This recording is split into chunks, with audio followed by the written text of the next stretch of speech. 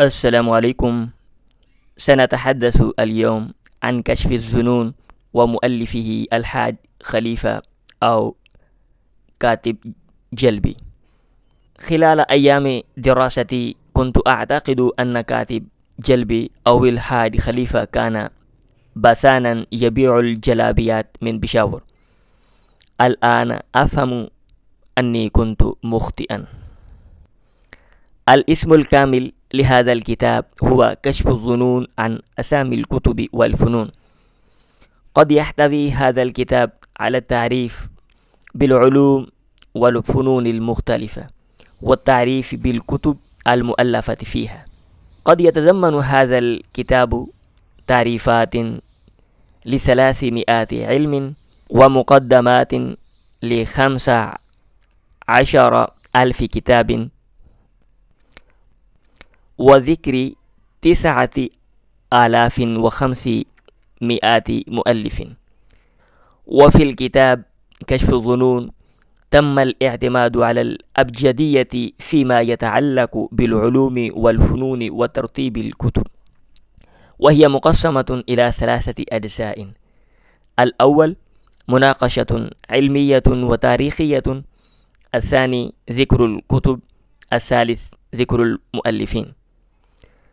قد يتناول المؤلف في الجزء الأول كافة المسائل المتعلقة بالمعرفة، مثل طبيعة المعرفة، تدوين المعرفة، وتوزيع المعرفة، وأسباب تطور العلوم الإسلامية، وشروط ومعوقات دراسة المعرفة وغيرها.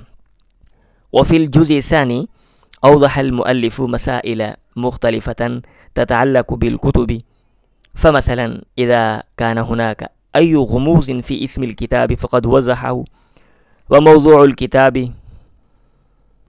وحجم الكتاب، وشروحات الكتاب، ولغته، وغيرها.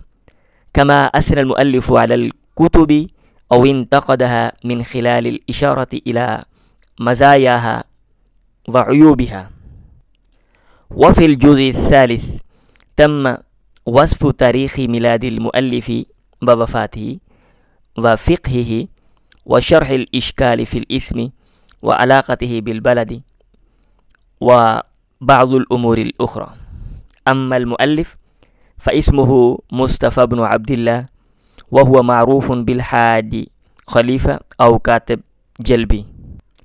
قد ولد المؤلف عام 1609 من الميلاد في إسطنبول. إسطنبول هي أكبر مدينة في تركيا والمركز الاقتصادي والثقافي والتاريخي للبلاد. المؤلف تلقى في البداية تعليما نظاميا، ودرس العلوم والفنون العربية على يد معلمين أو أساتذة مختلفين. وبعد تعلمه اتجه إلى التدريس واشتغل بالتأليف مع التدريس، وكتب أكثر من 30 كتابا في مختلف العلوم والفنون ب3 لغات: العربية والفارسية والتركية.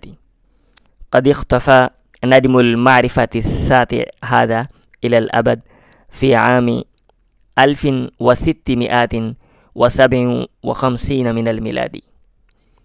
نعم، ينبغي العلم أن زمن المؤلف بعد زمن رسول الله صلى الله عليه وسلم ب1000 سنة. السماح للمترجم. مع السلامة.